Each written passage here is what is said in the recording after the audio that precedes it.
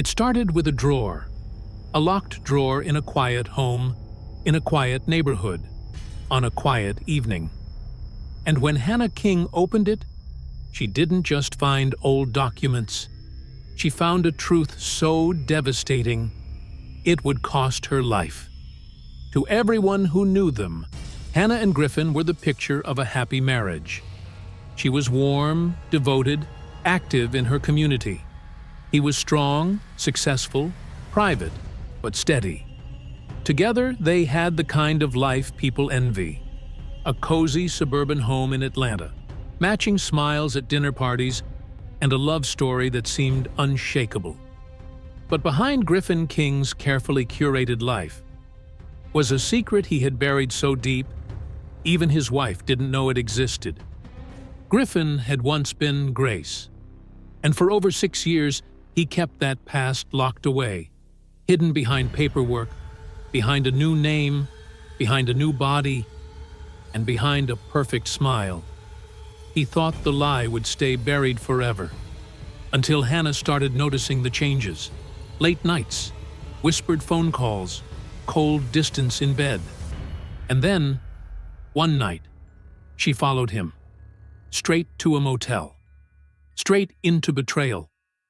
But what she uncovered afterward made the affair seem almost irrelevant. Because what Hannah found that night wasn't just infidelity, it was identity. It was deception on a scale she never imagined. And when she confronted him, when she told Griffin she was leaving, that she would tell the truth, he snapped. And in a kitchen once filled with laughter and Sunday morning coffee, there was only blood. Stay with us, because this isn't just a story about a murder. It's a story about a man running from his past, and the woman who dared to open the drawer. Before Griffin King ever picked up a hammer or wore a wedding ring, he was Grace. Born in a small conservative town in Alabama, Grace came into the world with a quiet kind of sadness. From the outside, she was just another Southern girl, polite, modest, raised with religion and rigid expectations. But inside, something was always wrong. She hated the dresses, the forced smiles, the way adults spoke to her like she was fragile porcelain when all she wanted was to run barefoot with the boys, scrape her knees, and be seen for who she really was. But no one saw Grace, not the way she needed. At church, she prayed silently for something she couldn't name. At school, she felt like a ghost in her own skin. The first real breath she ever took came at 18, when she left home for college in Atlanta. It wasn't escape. It was resurrection. In the city, she found language for the feelings that had haunted her childhood. And with that language came clarity, and with clarity came transition. Hormones, therapy, surgery. Piece by painful piece, Grace disappeared, and Griffin emerged. It wasn't easy. There were nights of bleeding, of screaming, of wondering if it would ever be enough. But every step forward was a step closer to truth. By 25, Griffin King was a man in full, legally, physically, emotionally.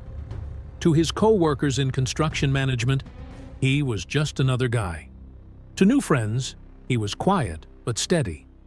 To the world, his past didn't exist. And that's exactly how he wanted it. He didn't lie about who he was. He just never told the full story. Because to Griffin, Grace was dead. And dead things should stay buried. Griffin met Hannah in 2006. She was the kind of woman who lit up a room without trying. Warm, gracious, a Southern charm that wasn't performative. It was real. She volunteered at shelters, baked pies for church events, and remembered everyone's birthday. Griffin had never met anyone like her, and she had never met anyone like him. To Hannah, Griffin was calm, protective, emotionally grounded. A man who listened, who didn't interrupt, who didn't posture or brag. He wasn't flashy, but He was solid. A rare kind of man in a world full of noise. They fell in love quickly. By 2007, they were married in a quiet ceremony under a canopy of oak trees. Close friends, family, vows written by hand. Griffin wore a gray suit and smiled like he had never smiled before. But inside that smile was calculation. Because he had made a decision. She would never know the truth. Not because he didn't love her, but because he loved the version of himself she believed in. And he couldn't bear to watch that version die. He convinced himself it didn't matter anymore. He was Griffin. That was all. Grace was a chapter closed, a story no one needed to hear again. And so began the perfect mask. They bought a house in suburban Atlanta, decorated it together, dreamed of children. Griffin worked in construction management. Hannah ran community events. They hosted dinner parties, vacationed in Asheville, held hands in the pew every Sunday. On the surface, they were flawless. But underneath, Griffin lived with constant tension, always scanning for cracks in the illusion, always wondering if today would be the day the past clawed its way out of the ground. Because no matter how perfect the mask, it only takes one tear to break it. And when it breaks, it doesn't just slip off, it shatters. By early 2012, something inside Griffin had started to shift. On the outside, life remained picturesque. A charming home, a loving wife, a steady job. But on the inside, the mask was cracking. Years of secrecy, of self-suppression, of pretending to be untouchable. It all began to feel unbearable. Griffin wasn't just hiding from the world anymore. He was hiding from himself. And then came Stephanie Hart. He met her at a gym not far from his work, a place he'd started going to in the evenings, under the excuse of stress relief. She was younger, striking, athletic, the kind of woman who seemed to move through the world with ease, with confidence. She wore her skin like armor and flirted like she had nothing to lose. Griffin didn't go looking for her, but once she found him, he didn't walk away. What started as casual conversation near the water fountain turned into after-session smoothies. Then texting. Then accidental meetups in the parking lot. By March 3rd, they were in a full-blown affair. It wasn't love. It was escape. With Stephanie, he didn't feel like Griffin the husband. He didn't have to think about his past. He didn't have to be perfect. He just existed. Messy, impulsive, desired, and he liked it. The secrecy, the thrill, the power of having a double life. It was dangerous. But danger, for a man who had lived half his life in hiding, didn't feel foreign. It felt familiar. Meanwhile, back home, Hannah was starting to notice. The missed calls, the late nights, the way Griffin avoided her touch in bed, the way his smile no longer reached his eyes. She didn't have proof yet, but she had something stronger, instinct. And as Griffin slipped further into his second life, Hannah quietly began preparing to uncover the first one. Hannah King had always been trusting, but she wasn't naive. She'd built her life around compassion, around community, around believing in people. But now, she felt something cold creeping into the home she once called safe. It started small. Griffin began coming home later than usual. His explanations? Vague, generic. Work's been intense. Last-minute site visit. He stopped asking her about her day, stopped noticing when she changed her hair, or stayed unusually quiet at dinner. Most nights, he fell asleep with his back turned to her. At first, she blamed herself. Maybe she'd been too distracted lately. Maybe this was just a phase. But the voice in her gut, the one she usually ignored, was screaming now. So she began watching. Not overtly. Hannah wasn't confrontational. She was careful. She paid attention to his schedule, to the names on his call log, to the tone of his voice when he thought she wasn't listening. She noted how quickly he put his phone face down when she walked into the room, how he suddenly cared more about his appearance when leaving the house, how he kept a second gym bag in the car, one she had never seen him use. The cracks in the illusion grew wider. On March 28th, Hannah made a decision that would change everything. She followed him. He said he had to meet a contractor after hours. She waited 15 minutes, then took the car and tailed him quietly. Griffin drove far from the job site, to a run-down motel on the outskirts of town. Hannah parked at a distance, heart pounding. And then she saw her. Stephanie, young, confident, smiling as she leaned into Griffin's shoulder. The two of them disappeared into a room together. Hannah sat in her car for over 2 hours, motionless, mouth dry, heart numb. When Griffin finally emerged, adjusting his shirt collar, Hannah didn't follow him home. She didn't scream. She didn't cry. She didn't even confront him that night. Instead, she waited until he was asleep, and then, with shaking hands, she crept into his study. There was a drawer she'd never been allowed to open. Until now. The room was dark, lit only by the glow of a hallway lamp. Griffin lay asleep upstairs, breathing steady, unaware that the carefully built fortress around his past was seconds away from collapsing. Downstairs, Hannah stood before his study desk, the one he always kept locked. He'd told her it was for important work documents, and she had never questioned it. Until now. The small silver key had been hidden beneath a floorboard in his closet. She found it 2 nights ago, and now it slid smoothly into the lock. Click. The drawer opened with a quiet resistance, like it knew it wasn't supposed to. Inside were files, folders, scattered paperwork, and then, tucked at the back, a thin envelope labeled Private Medical. She pulled it out, her fingers trembling. What she found wasn't what she expected. It wasn't about Stephanie. It wasn't about another woman. It was about him. Hormone therapy reports, psychological evaluations, a surgical history. The name printed on the documents, Grace Elaine King. Her hands froze.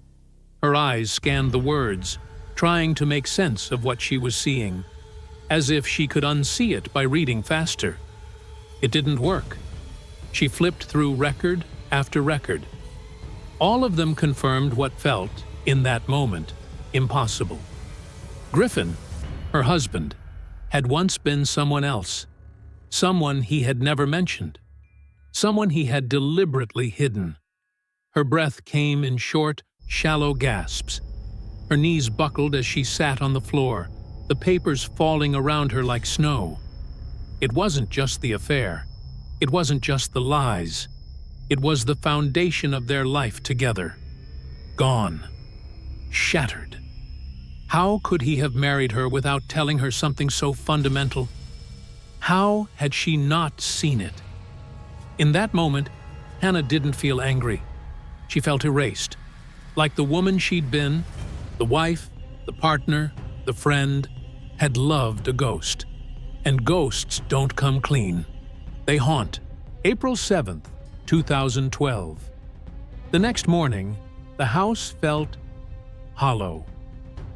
Griffin walked through the front door after another late night with Stephanie, thinking, perhaps foolishly, that he still had time to clean up the mess, time to make decisions on his terms. But Hannah had already made hers. She didn't scream when he came in. She didn't throw anything. She was calm, terrifyingly calm. She sat at the kitchen table, a stack of papers in front of her. When he saw the envelope marked Private Medical, Griffin's breath caught in his throat. And just like that, the room turned into a tomb. She looked up at him, not with tears, with clarity. "You lied to me, Griffin," she said quietly. "Not just about her.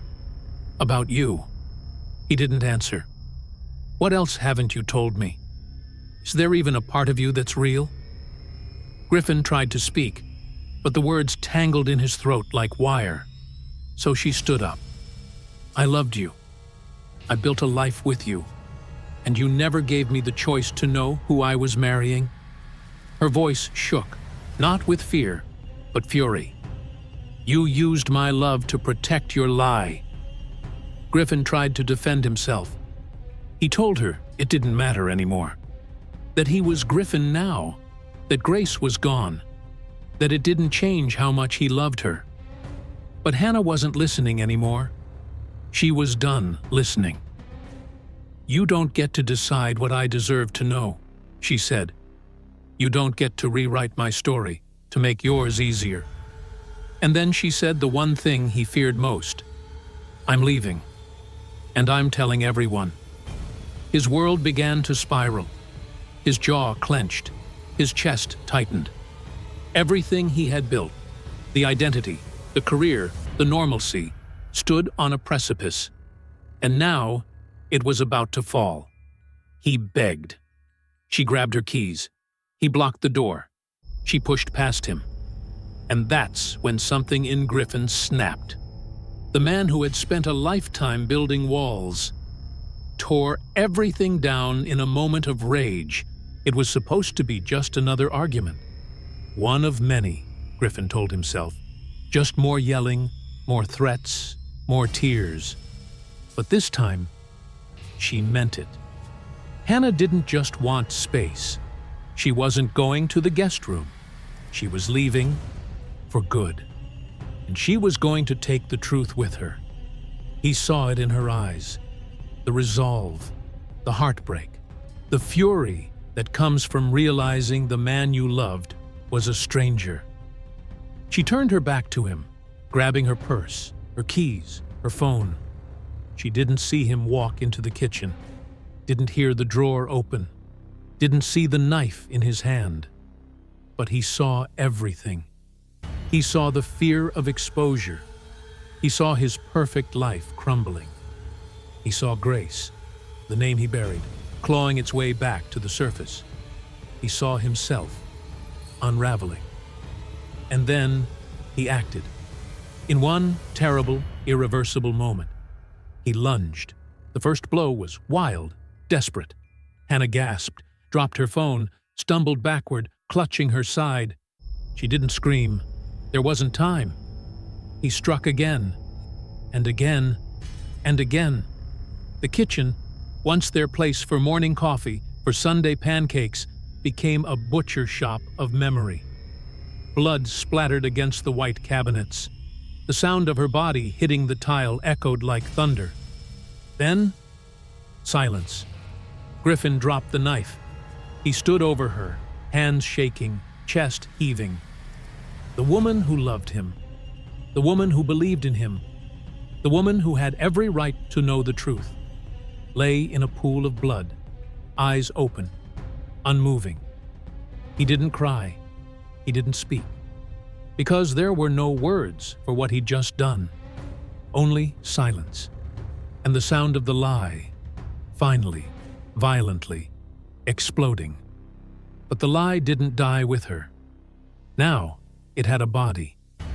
And soon, it would need a cover story. Griffin stood alone in the kitchen, staring at the aftermath of his own unraveling.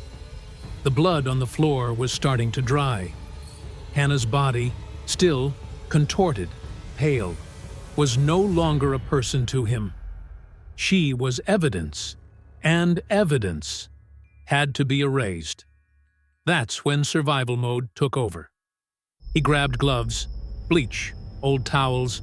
He wiped every surface, every drop of blood, scrubbing until his fingers ached. He changed his clothes, washed the knife. Then he ransacked the living room, pulled out drawers, flipped furniture, smashed the window over the sink. The story had to be believable. It was a robbery, he told himself, a break-in gone wrong. He left the back door ajar, tossed valuables around, then waited until noon before calling 911, letting the panic build in his voice, rehearsing the grief, the shock, the innocence. When the officers arrived, Griffin played the part well, devastated, confused, a loving husband who'd come home to find his wife slaughtered. And, for a moment, they believed him. But grief is hard to fake, and murder, even well-staged, has a smell. Within days, the cracks began to show. A neighbor told police they heard shouting the night before. Another recalled Hannah pacing in her yard days earlier, visibly upset.